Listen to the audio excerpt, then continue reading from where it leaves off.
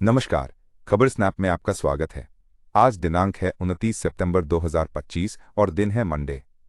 तो चलिए बिना समय गवाए करते हैं चर्चा आज की खबरों पर। नमस्कार और स्वागत है। कांग्रेस पार्टी ने भारतीय जनता पार्टी के एक प्रवक्ता द्वारा राहुल गांधी को जान से मारने की धमकी दिए जाने पर कड़ी प्रतिक्रिया दी है। पार्टी ने गृह मंत्री अमित शाह को पत्र लिखकर इस मामले में तत्काल कार्रवाई की मांग की है। कांग्रेस का आरोप है कि एक लाइव टीवी डिबेट के दौरान बीजेपी प्रवक्ता ने राहुल गांधी को धमकी दी, जो लोकसभा में विपक्ष के नेता हैं। कांग्रेस ने इसे एक साजिश बताते हुए कहा कि राहुल गांधी की सुरक्षा से जुड़े दस्तावेजों को जानबूझकर लीक किया गया, जिससे उनकी जान को खतरा बढ़ गया है।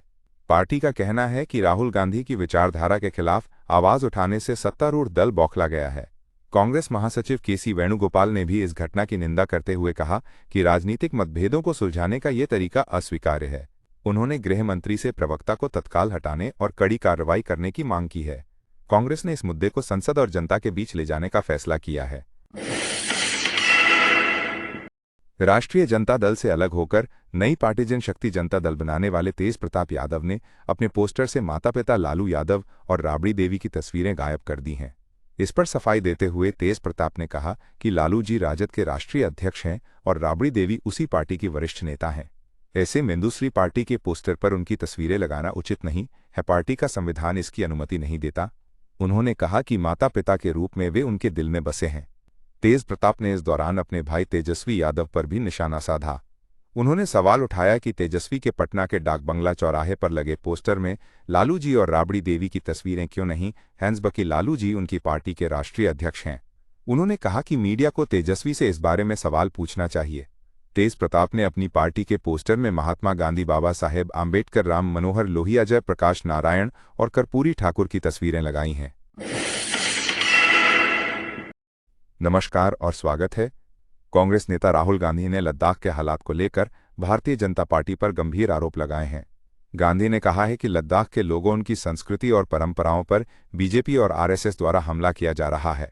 उन्होंने लद्दाख को संविधान की 6ठी अनुसूची में शामिल करने की भी मांग की है। राहुल गांधी की ये टिप्पणी लेह में हुई हालिया हिंसा के बाद आई है, जहां सुरक्षा बलों की गोलीबारी में 4 लोगों की जान चली गई थी। इस घटना के बाद से इलाके में तनाव व्याप्त है और कई लोगों को हिरासत में लिया गया है। गांधी ने बीजेपी पर हत्या, हिंसा और धमकी का आरोप लगाते हुए कहा कि लद्दाख के लोगों की आवाज दबाई जा रही है।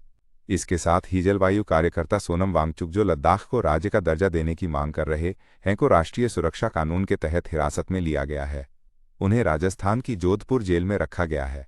राहुल गांधी ने इस कार्रवाई की भी कड़ी निंदा की है। लेह में फिलहाल कर्फ्यू लगा हुआ है और उपराज्यपाल स्थिति की समीक्षा कर रहे हैं।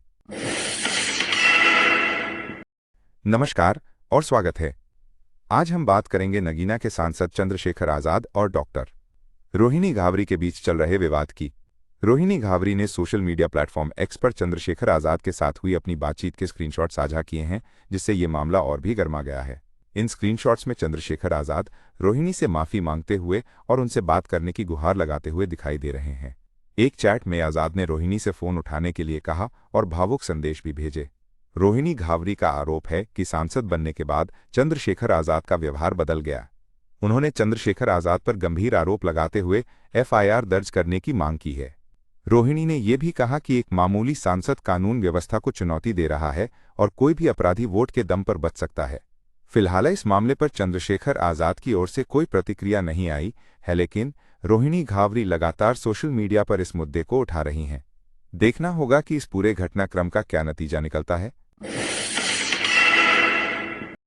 नमस्कार। राजस्थान में राजनीतिक सरगर्मी तेज है। बीजेपी राजस्थान प्रदेशाध्यक्ष मदन राठौड़ ने आज जयपुर में प्रेस वार्ता को संबोधित करते हुए कांग्रेस पर जमकर निशाना साधा। उन्होंने बाड़मेर के पूर्व विधायक मेवाराम जैन की कांग्रेस में वापसी पर सवाल उठाते हुए कहा कि कांग्रेस का चरित्र सबके सामने है। राठौड़ ने पूछा कि जिन कारणों से मेवाराम जैन को पहले पार्टी से निकाला गया था, क्या वे कारण अब खत्म हो गए हैं। उन्होंने ये भी कहा कि राजनीति में व्यक्तिगत जीवन में भी शुचिता होनी चाहिए। इसके अलावा राठौड़ ने लद्दाख के सामाजिक कार्यकर्ता सोनम वांगचुक की गिरफ्तारी पर पूर्व मुख्यमंत्री अशोक गहलोत के बयान की आलोचना की। उन्होंने कहा कि गहलोत बिना पूरी जानकारी के बयानबाजी करते हैं और उन्हें यह नहीं पता कि वांगचुक का पाकिस्तान से किस तरह का संपर्क रहा है। राठौड़ ने नागौर सांसद हनुमान बेनीवाल के भाजपा में फूट के दावे को भी खारिज करते हुए उन्हें भ्रमित बताया। उन्होंने कहा कि बेनीवाल की न तो कोई नीति है, नियम और न ही विचारधारा। नमस्कार और स्वागत है। मध्य प्रदेश के उज्जैन शहर से एक खबर सामने आई है। यहाँ मुस्लिम बहुल इलाके में एक पुल पर आई लव मोहम्मद का पोस्टर लगने से विवाद खड़ा हो गया। पुलिस और नगर निगम ने तत्परता दिखाते हुए पोस्टर को तुरंत हटा दिया है और मामले की जांच शुरू कर दी है।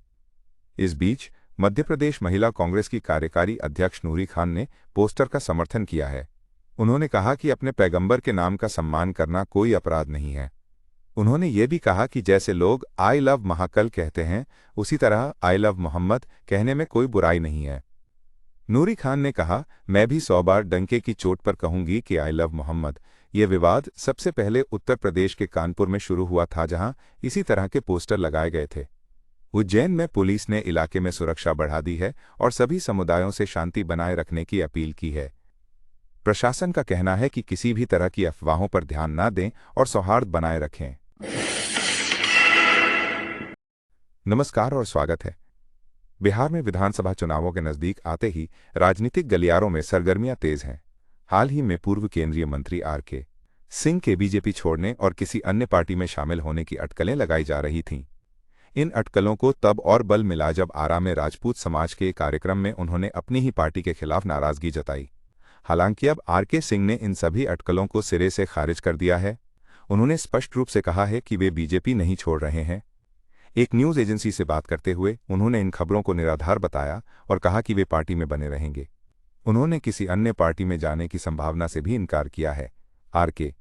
सिंह का ये बयान ऐसे समय में आया है जब बिहार में चुनावी माहौल गरमाया हुआ है और राजनीतिक दलों के बीच आरोप प्रत्यारोप का दौर चल रहा है।